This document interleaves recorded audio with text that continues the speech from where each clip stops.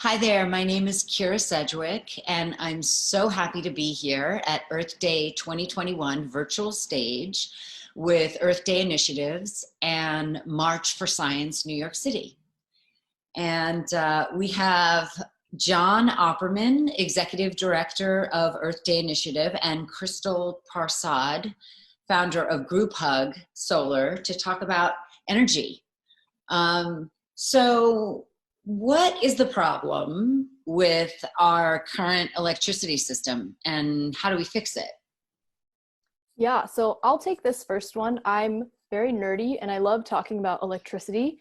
I would say for people who are not too certain about what that actually means, electricity in the simplest term is a flow of electrons. And there's a lot of different ways that we currently create electricity with traditional power plants. So a lot of that involves burning things, which people don't always realize. So in a coal plant, you burn coal to create heat. That heat boils water. That water creates steam, and that steam spins a turbine, which essentially creates that flow of electricity. So it's a huge process. And what's really the problem with that is burning fossil fuels, which I'm sure everyone has heard of that term, releases really harmful gases into the environment that is a driver of climate change and global warming. On another level, a problem is environmental justice. So power plants are not evenly spread out in communities. They tend to be placed in communities that are lower income and have higher populations of BIPOC people. And because of that burning, that creates all of these health problems for these communities. And maybe the last problem I'll say, because there's thousands of problems, the last problem I'll say is that power companies and utility companies, pun intended, own all of the power. So whenever there's a blackout like we saw in Texas, not everyone has access to power, and it's really unfair and not a good setup. So I think decentralization is something that we're going to talk about. Wow, that's really helpful. It's really helpful to go down to the nitty-gritty details of those things because I don't think that we think about it. I know I don't. So John, what do you think are the solutions in layman terms? Yeah, exactly. To make it really simple and straightforward, the problem is basically we need to reduce the energy we're using on the electricity grid. We use way too much, but also we need to get it from more sustainable sources. Right now, we're pretty primitive, as Krystal described, in terms of how we generate the electricity. We basically burn stuff. So we're burning things, and that has a ton of harmful side effects. And we've been doing this for a really long time. The problem is there are much better ways to be doing this. So there is movement of energy all around us. So the solar rays coming down to Earth, there's wind, there's ocean waves, there's water flowing, there's geothermal under the Earth's surface. So there's all of these different things, and all of those are flows of energy. And we could actually be capturing those in really passive ways. So we just intervene and tap into that flow of energy, and then we can capture it, and it doesn't have all the crazy negative side effects that obviously just burning stuff has. So we need solar in a variety of forms: concentrated solar power, distributed solar generation, sort of all over. That's sort of what you would imagine, like solar in your own community or on people's houses or on commercial buildings. Wind turbines, geothermal, like I mentioned. So that's underground sources of basically steamy air, and you can capture that. Even ocean power, so the currents of oceans, you can put in technology that will actually capture that energy. Another thing that we won't talk about that much in terms of the solutions, but it is a big part of it, is switching our homes and vehicles over to electric. Because in general, not getting into too much of the details, in general, electricity generation is cleaner and better for climate impacts than just burning combustibles in our vehicles. And then if we make the whole grid more renewable, then that's just a win-win, it's a double win. Also getting storage. So one of the issues with solar and wind and renewables in general is they can fluctuate more than traditional fossil fuels, because the sun is only shining at certain times or the wind is only blowing at certain times. So we really need to get a really robust storage system in place so that we can store it, so that we can use it when we actually need it. Another thing that's part of the solution, like I mentioned a little bit with the solar panels distributed around, is just diversifying our energy sources in general. Because one thing that's really top of mind for people, especially communities that have been impacted already by climate change, is resilience. And we have seen that if we rely on a limited number of energy resources, or we just really haven't put in place sort of disaster preparedness, our economy and our lives are disrupted way more than they need to be than if we distributed energy amongst different sources and in different locations. So imagine if a storm wipes out part of it, it's not wiping out your entire grid because one plant went down. So diversifying our energy resources, making sure that those are clean is great. And then also just reducing energy usage. Right now, a ton of the energy that we use goes to waste. This is like a big problem amongst a lot of sustainability categories. A ton of the food that we produce is wasted. A lot of people are familiar with those statistics. Well, a lot of the energy that we use is just completely gone to waste. Our buildings currently are basically like giant sieves. They just leak out the energy that we put into them. And a lot of the transmission is super inefficient. So it's just losing those that electricity as it's transmitted. And if we do a better job of making things more energy efficient, then we're going to be using less energy, and we're going to be using energy from more renewable sources if we switch to all of those different things that I talked about. And I think, Krystal, actually, you were going to talk a little bit about solar specifically, to give people an idea of solar as a sort of case study vignette of an example. Yeah, definitely. I think when people see solar panels or think about them and they magically generate electricity, I think that's probably the question I get the most. Like, how does that actually work? Like, I don't understand. So I have some fun props for you guys. So solar panels, just to break it down, are essentially made up of these little silicon solar cells. And what happens is when sunlight hits these cells, electrons move. So electricity is generated. And you might not recognize these in this form, but basically they get all wired up into a solar panel, and the electrons basically move along these wires. So sunlight hits them, electrons move, electricity is generated. That electricity gets routed through wires that could connect to your house or to your battery, whichever way. But it really is not as complicated as it seems. And I think part of why we're having this talk is that renewable energy is kind of vague, and without knowing how things work, people might be too intimidated to get involved. So what do you think the roadblocks are to us getting into more renewables? And I also think that it's interesting to talk a little bit about infrastructure and how that, I mean, if you're talking about updating buildings and places and workplaces and factories, et cetera, how that plays into it. So those two questions, roadblocks and infrastructure. Yeah, I think, the two biggest roadblocks that I think of, one, cost. The technology, like I just shown, has really never been more affordable and more tested. And it's been around for, decades at this point.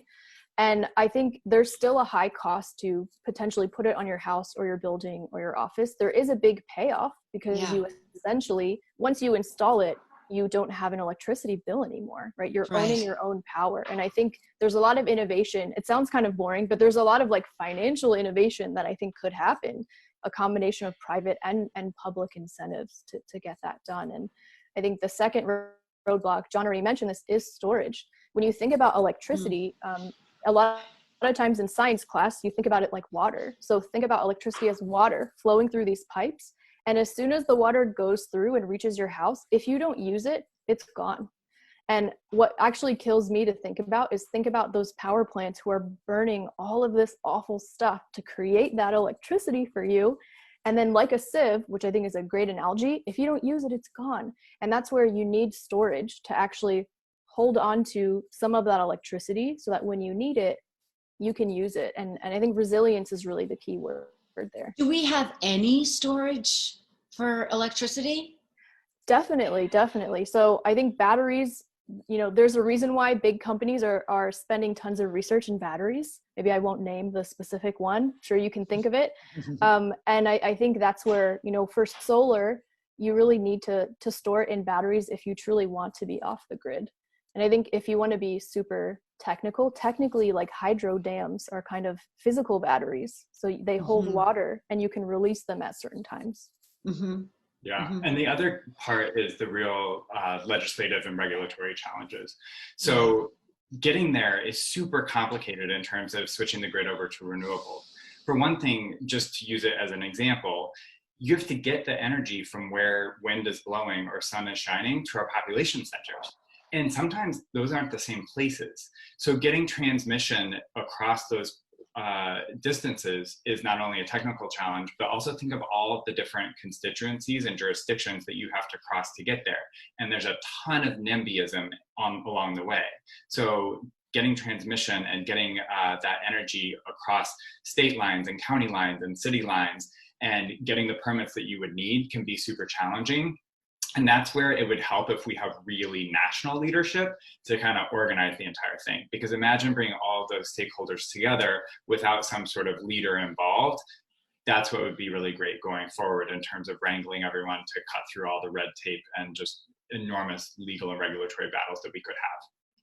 Is that part of the infrastructure plan, is to create new power grids? Yeah, it is a piece of it, yeah. So going forward, it's definitely top of mind to get more renewables on the grid. We're really gonna have to update a lot of our infrastructure, and that includes our electricity and transmission grids. Yeah, which have been around for like 100 years, right? So it's, a lot has changed technology-wise in 100 years, and I think that's part of kind of the problem that we're in.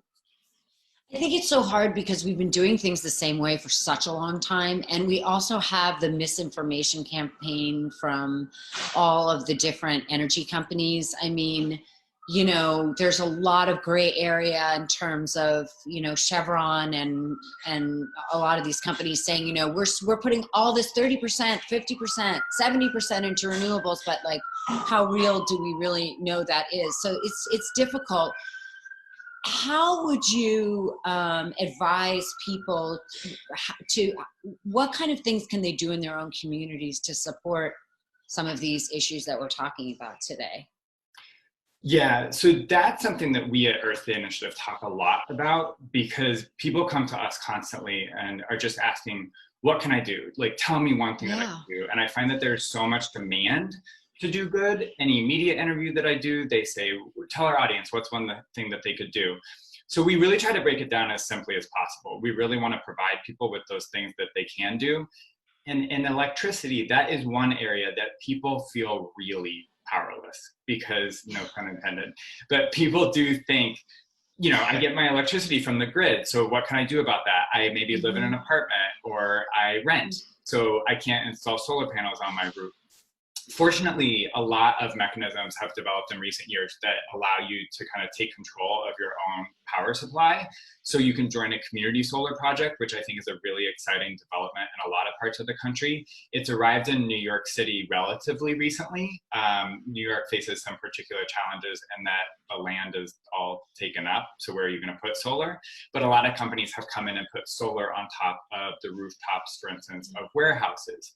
And the way that community solar works is you don't necessarily have to hook into that grid to become a part of it. You're just living in that community. And what you do, to put it in simple, sort of oversimplified terms, is you're leasing a portion of those solar panels, and then that electricity gets pumped back into the grid. So it's adding clean electricity to the grid and removing the emissions and pollution we would have from polluting sources. But then you get paid for the electricity. So you're leasing the panels, but then you're paid for the electricity generated by your portion of the panels. And often it means you actually make money off of the arrangement, because the money you make is higher than the lease payment, which is great. So it's a win-win. And it's really essential that residential customers get involved there, because often, because of regulation, if it's considered a residential project, it will make more money than a commercial project. So that's why it's key for homeowners to get involved, because then it's considered residential and the whole project is more financially feasible.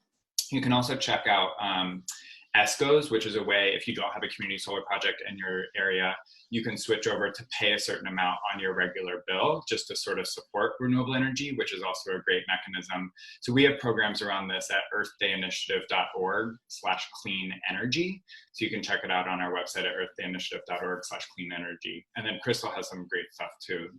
Yeah, I guess off the bat, so I live in an apartment in New York and I subscribe to community solar, which is really, really exciting, and I actually do save money on my electricity bill. I think my focus has really been on the design of solar panels. So I have all this stuff on my desk. I like building solar panels, and I think there's sort of two approaches here.